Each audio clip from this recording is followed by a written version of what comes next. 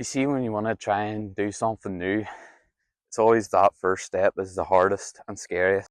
Next month, it'll be a year since I started going to therapy, and that was the scariest point before I went.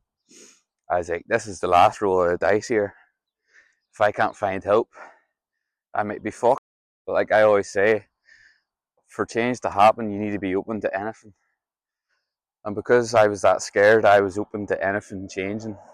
When we look on a year now, my life's completely flipped around because I was so desperate for things to change because I felt like I was wasting potential. Sometimes we forget, like, being scared isn't always a bad thing, it's like a natural feeling. But having that openness for anything to change, that's when you're going to see the most results. Because I was that open, I was fit to use the tools given to me by my therapist to work on every single day to help change my mindset and do things that I was scared to do before I started this journey.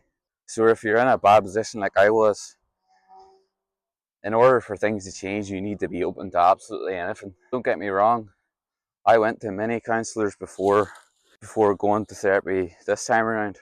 None of them worked. So it's just about finding that right person for you and how you connect with them. Because that connection is going to give you the most benefit because you'll trust them. And everything they say they give you to do, you'll go and do with no questions asked. So if you're going through a bad spell in your life, I couldn't recommend going to therapy anymore. It's completely changed my life. I feel like I'm finally working towards my potential again. Before I put this at the end of the video, lads, that walk was not meant to be as long as it was. But in my delulu brain, I was like, let's try and do 10k steps. But I actually got 8,000.